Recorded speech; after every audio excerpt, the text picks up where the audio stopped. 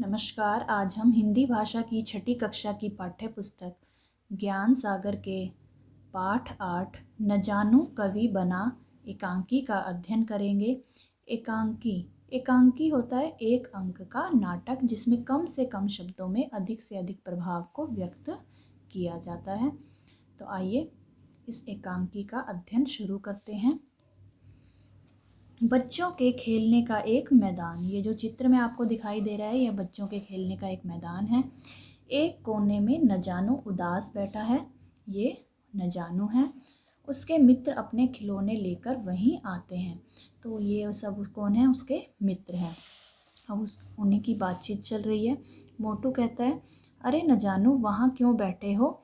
छोटू, आओ हम लोग नदी पहाड़ खेलेंगे। न जानू, नहीं, तुम लोग खेलो।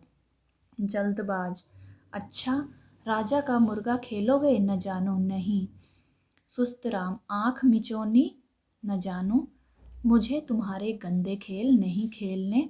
सारे बच्चे खेलने लगते हैं। न जानू चिढ़कर चुपचाप बैठा रहता है। गुलदस्ता वहाँ आता है। गुलदस्ता, न जानू, ओ न जानू, वहाँ चुपचाप क्यों बैठे हो? खेलोगे नहीं? न जानू, नहीं, मेरा मन खेल में नहीं लगता। मैं बड़ा कलाकार बनना चाहता हूँ। फिर क्या होता है? गुलदस्ता कहता है, अरे हाँ, तुम तो चित्रकारी सीख रहे थे ना? न जानू, हाँ, लेकिन वह काम मुझे पसंद नहीं आया। गुलदस्ता, क्यों क्यों? न जानू, एक दिन मैंने डॉक्टर गोलीवाला की दीवार पर भैंस का चित्र बनाया था। उन्होंने माँ से मेरी शिकायत कर दी। गुलदस्ता, अच्छा, तो यह बात है। न जानू, गुलदस्ता जी, आप कविताएं कैसे लिख लेते हैं? मैं आपकी तरह कविताएं लिखना चाहता हूँ। क्या आप मुझे कविता लिखना सिखा सकते हैं? गुलदस्ता, सिखा तो सकता हूँ, अगर तुम्हारे अंदर कविता रचने की प्रतिभा हो तो। प्रतिभा का अर्थ होता है इंग्लिश में टैलेंट। न जानू, हाँ हाँ है, क्यों नहीं, मैं तो बहुत प्रतिभाशाली हूँ। गुलदस्ता, मुझे तुम्हारी प्रतिभा की परख करनी पड़ेगी। तुम जानते हो तुक क्या होती है? न जानू, तुक? नहीं, मैं तो नहीं जानता। गुलदस्ता, तुक उसे कहते हैं जब दो शब्दों का अंत एक तरह से होता है, जैसे चिड़िया, गुड़िया, घोड़ा, थोड़ा। समझे? न जानू, हाँ, समझ गया। गुलदस्ता, अच्छा, छड़ी की तुक बताओ।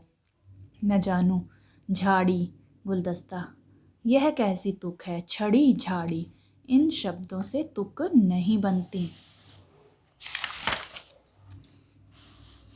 न जानू, वाह, क्यों नहीं बनती? इनका अंत तो एक ही तरह से होता है। गुलदस्ता, मगर कविता रचने के लिए इतना ही काफ़ी नहीं है। यह जरूरी है कि शब्द एक ही तरह के हों और कविता का जोड़ बैठ सके। लो सुनो, छड़ी, घड़ी, भट्टी, खट्टी, हिसाब, किताब। अच्छा, अब सोंटा शब्द की तुक बताओ। न जानू, ठोंटा। गुलदस्ता, ठोंटा, ऐसा तो कोई शब्द नहीं है। न जानू, अच्छा, तो उलठोंठा। गुलदस्ता, तुम मुझे बुद्धू बना रहे हो, इस तरह का कोई शब्द नहीं होता। सुनो, अगर कविता करनी है तो ऐसा शब्द चुनना चाहिए जिसे सब समझते हों। न जानू, और अगर ऐसा शब्द ना मिले तो? गुलदस्ता, इसका मतलब यह है कि तुम्हारे अंदर कविता रचने की प्रतिभा नहीं। न जानू, तो तुम खुद ही सोंटा की तुक बताओ। गुलदस्ता काफ़ी देर तक सोचता रहा, सिर खुजाता है। गुलदस्ता, झोंटा, कोंटा, खोंटा, उफ, इस शब्द को क्या हो गया है? इसकी कोई तुक है ही नहीं। न जानू, देखा, खुद ने ही ऐसा शब्द लिया जिसकी कोई तुक नहीं है, उस पर कहते हो कि मुझ में कविता रचने की प्रतिभा नहीं है। गुलदस्ता, अच्छा अच्छा है प्रतिभा, बस मेरा तो सिर दर्द करने लगा। इस तरह की कविताएं लिखो जिनका कोई अर्थ हो। फिर न जानू, इसका मतलब यह तो बहुत आसान है। गुलदस्ता बिल्कुल बहुत आसान है। कविता करते करते कहीं पिट ना जाना। गुलदस्ता बड़बड़ाता हुआ चला जाता है। न जानू उछलकर अपनी पुरानी जगह पर पहुंचकर सोचने लगता है। बच्चे थक कर घास पर बैठकर विश्राम करते हैं। तभी अचानक न जानू चिल्लाता हुआ उनके पास आता है। न जानू, अरे सुनो सुनो, मैंने बहुत अच्छी कविताएं रची हैं। सुस्तराम, अच्छा मोटू, किसके बारे में है तुम्हारी कविताएं? जानू, जरा सुनाओ तो। न जानू, मेरी सबसे पहली कविता जानू की है, लो सुनो। जानू गया टहलने नदिया के तट पर, जाते जाते कूदा मोटर की छत पर। जानू, झूठ, मैं मोटर की छत पर कब कूदा? न जानू, अरे ऐसा तो सिर्फ कविता में हुआ, तुक मिलाने के लिए।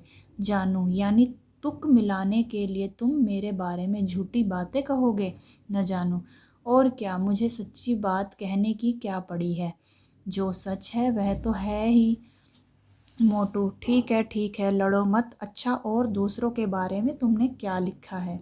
न जानू, लो जल्दबाज के बारे में सुनो।